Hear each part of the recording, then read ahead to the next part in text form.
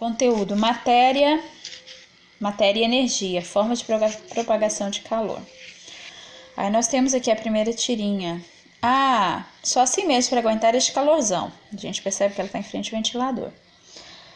Bom, aí ela vem. Será que o porco está passando calor? Na terceira tirinha ela percebe que o porco está na porta da geladeira. A geladeira está com a porta aberta. Aí vem. A geladeira é um eletrodoméstico utilizado para manter o ambiente com temperaturas baixas. A gente sabe que ela mantém o frio lá dentro, né? Para manter os alimentos em bom estado por mais tempo.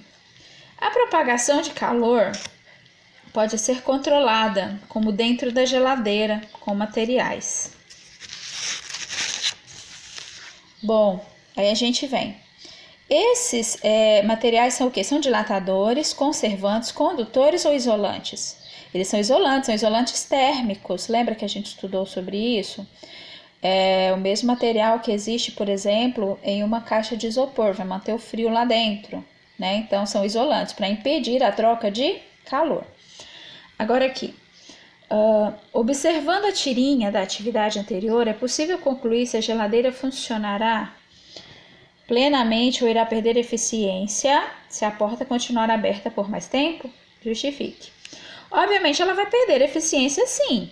Se a gente deixar a porta da geladeira aberta, o que vai acontecer? Vai acontecer um processo de troca de calor. Então ela vai perder eficiência porque com a porta haverá processo de troca de calor. Então o calor vai entrar para dentro da geladeira. Então ela perde eficiência sim. Nessa próxima questão aqui, né, você tem que completar, lembrando que você estudou sobre a garrafa térmica. Lembra que a gente estudou sobre como funciona a garrafa térmica? Né? Então aqui tem a estrutura dela, a tampa, o vácuo, né? Ou seja, é o vácuo, esse espaço existente entre o conteúdo de fora e o conteúdo interno, né? Aqui o líquido da garrafa. E aqui existem as paredes espelhadas que vão impedir o quê? O calor sair daqui de dentro, né? Se aqui tiver café ou chá, ele não vai esfriar porque não vai haver o processo de troca de calor, porque essas paredes espelhadas aqui no vácuo vão impedir que o calor saia.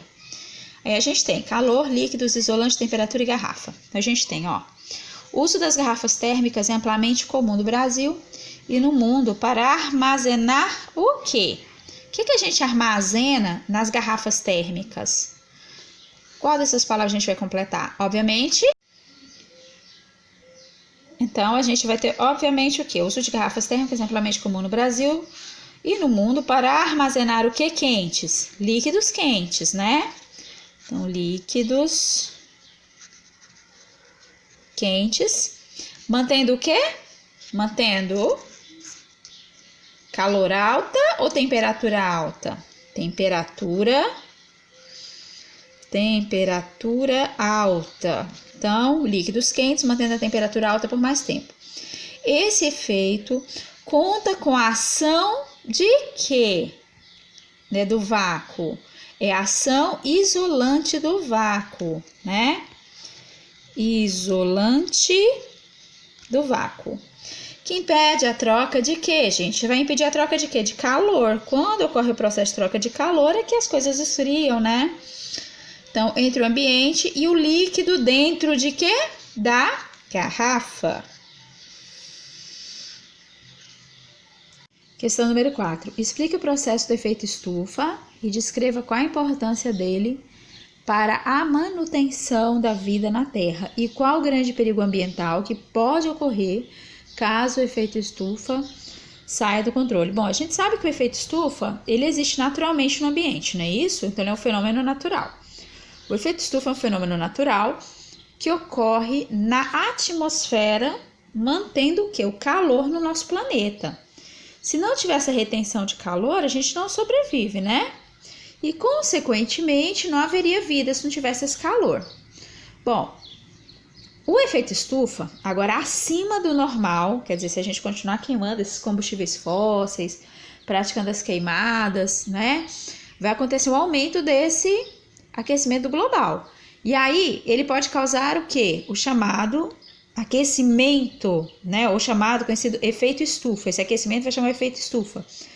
Bom, esse aquecimento global vai trazer o derretimento de quê? Das calotas polares e também o aumento do nível do mar.